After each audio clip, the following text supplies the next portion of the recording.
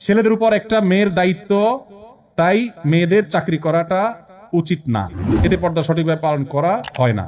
কিন্তু পরিবারের দায়িত্ব যদি মেয়ের উপরে থাকে তখন মেয়ে কি করবে? ছেলেদেরকে আল্লাহ তাআলা দায়িত্ব রেখে দিয়েছেন যে ছেলেরা উপায় উপার্জন করে কামাই করে সংসার চালাবে। পশ্চিমাদের লাইফস্টাইল অবশ্য ভিন্ন। তাদের সিস্টেম হলো ছেলে মেয়ে দুইটাই চাকরি করবে, বাসা ভাড়া দুইজনে হাফ হাফ শেয়ার করবে, রান্না বাড়া বাজার সদা সব হাফ হাফ শেয়ার করবে।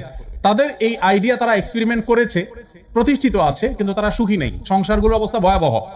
আমরা যারা এদিকে আছি তারা আলহামদুলিল্লাহ সেই তুলনায়, অর্থাৎ এই অঞ্চলের শুধু মুসলমানরা, এই অঞ্চলের হিন্দু মুসলমানরা সবাই ওই দিক থেকে তাদের চাইতে আলহামদুলিল্লাহ ভালো অবস্থানে আছে। তো এই ক্ষেত্রে আমি বলবো ছেলে উপার্জন করবে।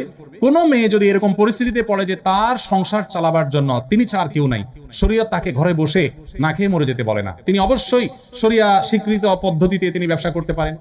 তিনি চাইলে পর্দার মধ্যে থেকে যদি চাকরি করার মতো কোনো স্কোপ থাকে সেটা করতে পারেন। আসুন্নাহ ফাউন্ডেশন থেকে আমরা এই ধরনের বোনদের জন্য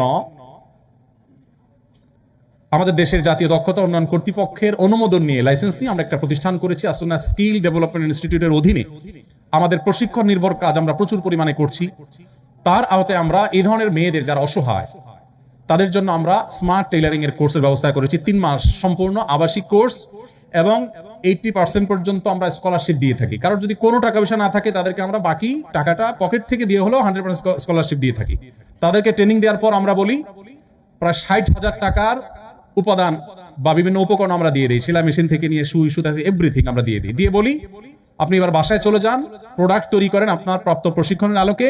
সেই প্রোডাক্টগুলো আমি আবার আমাদের ফাউন্ডেশন বিভিন্ন প্রোগ্রামে স্টল করে তাদের সেই প্রোডাক্টগুলো সেল করে দেই, তারা সমস্ত তাদের টাকাটা তুলে তারা নিয়ে যান।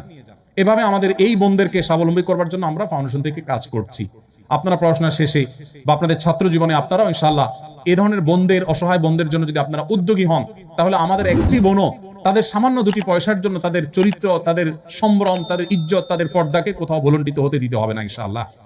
তো আমি আশা করব আপনারা মানবতার সেবায় সেখানে কাজ করবেন এবং ভূমিকা রাখবেন।